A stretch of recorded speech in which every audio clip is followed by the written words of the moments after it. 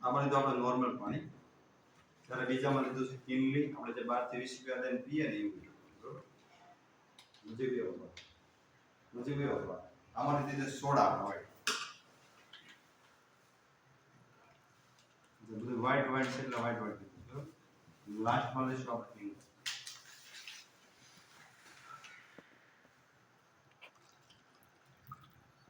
હવે આ બધાને આપણે પકડી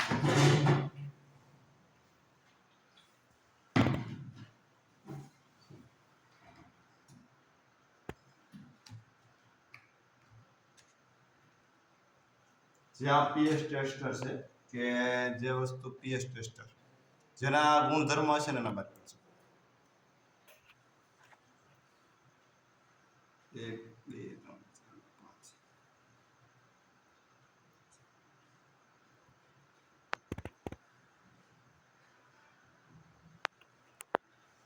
હવે જે છે અસલિયત બહાર કાઢશે.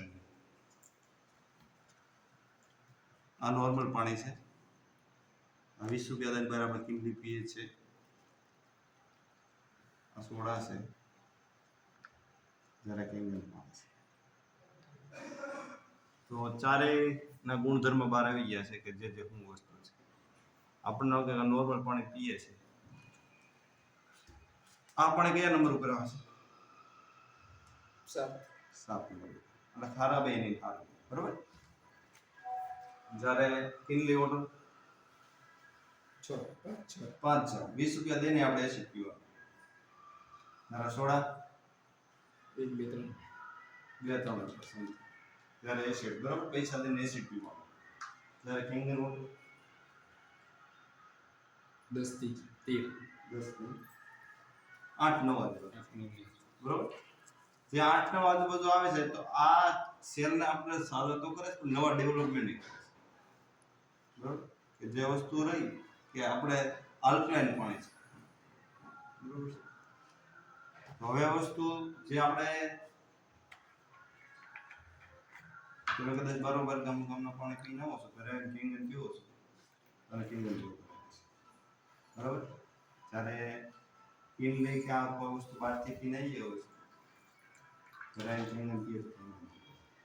ત્યારે સોડામાં આપણે 50 ગ્લાસ સોડા પીવું ત્યારે 1 ગ્લાસની સોડા 200 ml ની બહાર 50 ગ્લાસ કિંગલ, ત્યારે તમારો કચરો સાફ થાય શરીરમાં. અને જ્યારે નોર્મલ તમે સાદું પાણી પીવો છો એ તમારે ગણી લેવાનું કેટલા પીવા પડે. જ્યારે સોડા એટલી બધી ખતરનાક વસ્તુ છે કે બધી વસ્તુને ઝીરો કરી દે. એક ઘૂંટડો સોડા એમાં આપણે પાણી ભેળવું હતું, બધી વસ્તુ ઝીરો થઈ ગઈ. દેખી લીધું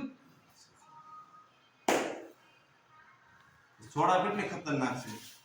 સોડા પીવી બહુ હાનિકારક છે. આપણે તો નથી પણ છોકરાઓને જે પીવી છે ને તો બહુ ખતરનાક છે. જે મેઇન પોઈન્ટ છે ને સોડા છે. ત્યારે જે બીમારીનું વધારે કારણ હોય ને તો આ સોડા છે. સોડા એટલી બધી સ્ટ્રોંગ વસ્તુ ખરાબ છે ને. ચાલો, ધન્યવાદ.